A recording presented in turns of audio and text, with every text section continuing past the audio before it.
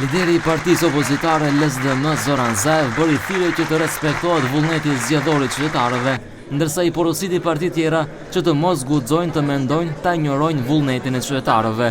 LSDM-ja me anë të ankesave do të kërkojë që votat të rishqyrtohen. Sipas Zaevit, nëse vërejtjet e LSDM-s pranohen, atëherë kjo parti do të mund të merr edhe një deputet, me çrast raporti i mandateve do të ishte 50-50.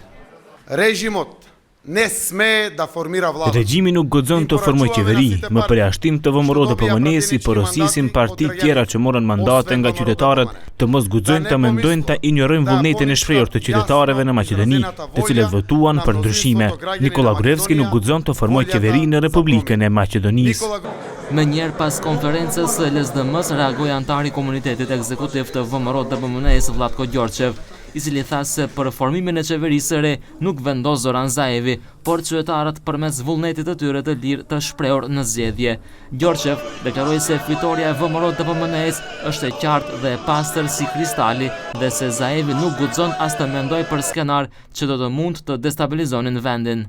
Ajde v evropski maniri. Le t'ja urojmë njëri tjetrit në mënyrë evropiane dhe të ndalet ky skenar për minimin dhe destabilizimin e Maqedonisë. 453.000 qytetarë nuk do t'i lojnë Zaevit dhe njerëzve rreth tij t'u avjedhin fitoren. Nikola Gruevski nga festa e mbrëmshme partijake tha se për shkak të dëshirës së madhe të liderit të LSDM-s për të fituar, ai ka krijuar hendek dhe zemrim mes popullit maqedonas dhe komuniteteve të ndryshme etnike. Qeveria e re, u shpreh ai, do të punojë në eliminimin e dallimeve dhe të gjithë qytetarët bashkërisht do të ndërtojnë Maqedoninë, e cila do të lëvizë drejt Bashkimit Evropian.